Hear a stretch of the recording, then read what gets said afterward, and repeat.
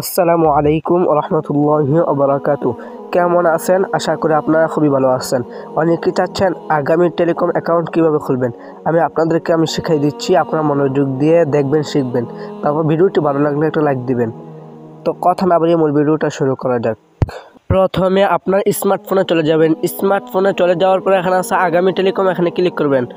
আগামী টেলিকমে ক্লিক করার পরে আপনাদের সামনে একটা রেজিস্টার অ্যাকাউন্ট আছে, এখানে আপনার নামটা দিয়ে দেবেন, তারপর মোবাইল নাম্বারটা চাচ্ছে, তারপর ইমেল চাচ্ছে, তারপর এনআইডি কার্ডের নাম্বারটা চাচ্ছে, তারপর ডেট অফ বার্থ চাচ্ছে। ঠিক আছে, আপনি সব কিছু এখানে দিয়ে দিবেন।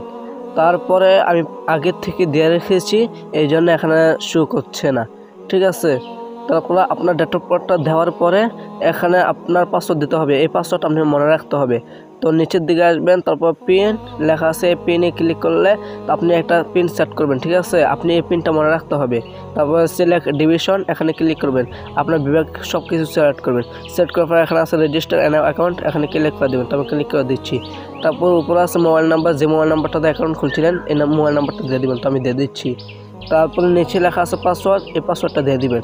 তো আমি পাসওয়ার্ডটা দিয়ে দিচ্ছি। পাসওয়ার্ডটা দেওয়ার পরে এখানে লগইন আছে, এই লগইনে ক্লিক করবেন। তো আমি লগইনে ক্লিক করে দিচ্ছি। লগইনে ক্লিক করার পরে এখানে ক্রস আইকন আছে, এই ক্রস আইকনে ক্লিক করবেন। ঠিক আছে, তো ক্রস আইকনে ক্লিক করার পরে আপনার আগামী টেলিকম অ্যাকাউন্ট খুলে গেছে। তো আশা করি আপনারা সবাই বুঝতে পারছেন।